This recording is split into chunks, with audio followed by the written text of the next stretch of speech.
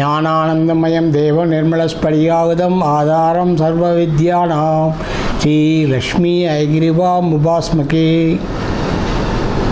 நிறைய பேர் மூல நட்சத்திரம்னா பயப்படுறாங்க. ஆண் மூலம் அரசாலும் பெண் மூலம் நிர்வாகம் சொன்னால் கூட சரி, அவங்க எல்லாத்துக்குமே மூல நட்சத்திரம், பெண்களே மூல நட்சத்திரம்னா ரொம்ப ரொம்ப விவரம்.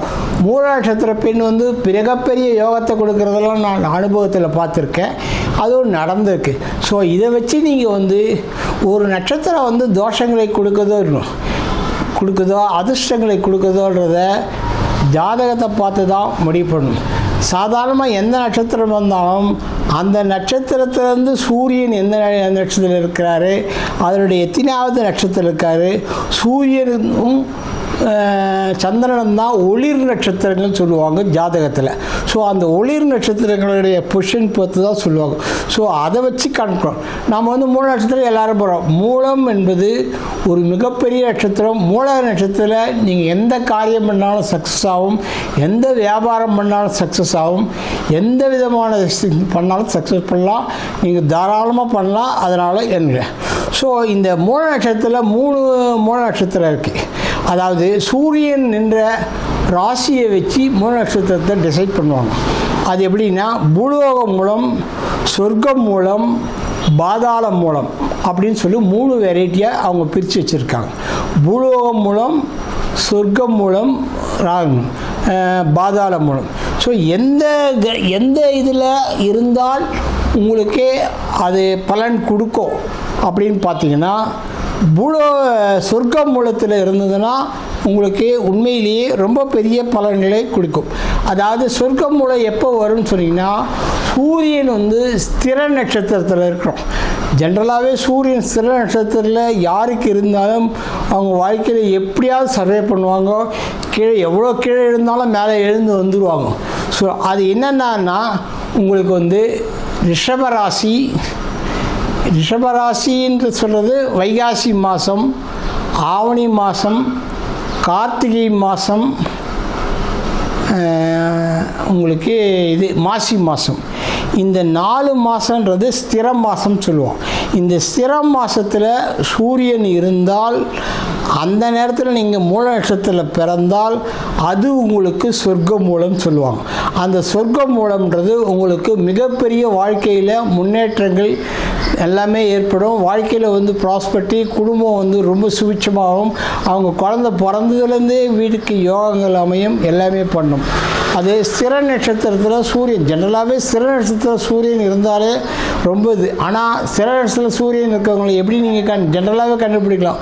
ரொம்ப பிடிவாதம் அடம் பிடிக்கிறவங்க எல்லாம் நீங்கள் பாருங்கள், ஸ்திர நட்சத்திரத்தில் சூரியன் இருப்பாங்க. ஆனால் அவங்களாம் பார்த்தீங்கன்னா ரொம்ப நல்லா இருப்பாங்க, நீங்கள் பார்த்துக்கலாம். பிடிவாதம் அடம் பிடிக்கிறவங்க, ரொம்ப இது பண்ணுறோம் தொந்தரவு பண்ணுறவங்கலாம் பார்த்தீங்கன்னா லைஃப்பில் நல்லா முன்னுக்கு வருவாங்க. அது வரும். ஸோ உங்களுக்கு இது வைகாசி மாதம், ஆவணி மாதம், கார்த்திகை மாதம், மாசி மாதம், இந்த 4 மாதத்தில் சூரியன் இருக்கும்போது மூல நட்சத்திரத்தில் நீங்கள் பிறந்தீங்கனால் அதுக்கு சொர்க்க மூலம் சொல்லுவாங்க. அது வாழ்க்கையில் முன்னேற்றம் ஏற்படும். அடுத்து பூலோகம் மூலம் சொல்லுவாங்க.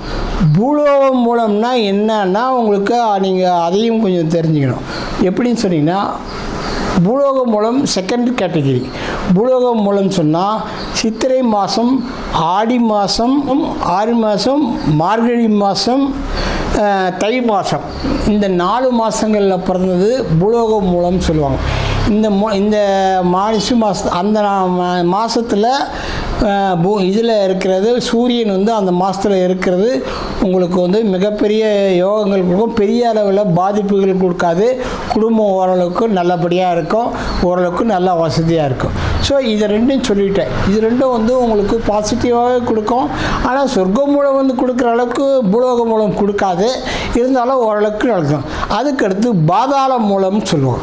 பாதாள மூலம்ன்றது ஆணி மூலம், ஆணி மாதம், புரட்டாசி மாதம், ஐப்பசி மாதம், பங்குனி மாதம், இந்த 4 மாதத்தில் சூரியன் நிற்கும்போது உங்களுக்கு மூல நட்சத்திரத்தில் பிறந்தீங்கன்னா அது பாதாள மூலம்.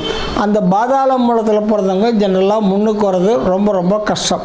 ஸோ அவங்களுக்கு வாழ்க்கையில் ரொம்ப பிரச்சனைகள், ப்ராப்ளங்கள், ஃபேமிலியில் நிறைய முன்னேற்ற தடைபாடுகள் எல்லாமே இருக்கும். ஸோ இதெல்லாம் இருக்கே என்ன பண்ணுறதுன்னு சொன்னீங்கன்னா, மூல நட்சத்திரக்குரிய மிகப்பெரிய பரிமாறு கணபதி இது. அதாவது குழந்தை பிறந்து ஒரு வருஷத்தில் நீங்கள் கட்டாயம் எல்லா எந்த குழந்தை பிறந்தாலும் ஒரு வருஷம் கழித்து கணபதி ஹோமம் கட்டாயம் பண்ணணும். ஸோ மூல நட்சத்திரத்துக்குன்னு தனியாக சில பரிகாரங்கள் தனியாக இருக்குது. அதை வேணால் நீங்கள் என்கிட்ட கேட்டு தெரிஞ்சுக்கோங்க. ஸோ அந்த பரிகாரங்கள் பண்ணிங்கன்னா டெம்பரவரியாக தான் ரிலீஃப் ஆகும், பர்மனெண்ட்டாக ரிலீஃப் ஆகாது. ஒரு 12 வருஷத்துக்கு உங்களுக்கு 12 வருஷம் இல்லை, 12 வருஷத்துக்கு எந்த விதமான பிரச்சனைகளும் எந்த திங்ஸும் உங்களுக்கு ஏற்படாமல் பார்த்துக்கோ. ஸோ இதுக்கு நீங்கள் என்ன பரிகாரமோ அதை பண்ணி அதை மட்டும் இது பண்ணிக்கோ. மற்ற 2 சொர்க்க மூலத்துக்கும் பூலோக மூலத்துக்கும் நீங்கள் எந்த பயமும் தேவையில்லை. அதனால் உங்களுக்கு எந்த பிரச்சனைகளும் ஏற்படாது. ஆனால் நீங்கள் ஜென்ரலாக மூல நட்சத்திரனுக்கு பூஜை பண்ணுறது, அதர் திங்ஸ் பண்ணுறது ரொம்ப விசேஷம். இதை பண்ணி நீங்கள் வழிபாடுகள் பரிகாரங்களையும் யோகத்தையும் தோஷத்தையும் எப்படி பெறது, எப்படி தோஷத்திலேருந்து நிவர்த்தி பெறதுன்னு பற்றி நீங்கள் செஞ்சு பரிகாரம் பண்ணி நல்லபடியாக நல்ல வாழ்க்கையை முன்னுக்கு வரத்துக்கு உண்டான வழிமுறைகளை செய்துங்க. நன்றி, வணக்கம். அகம் பிரம்மாஸ்மி.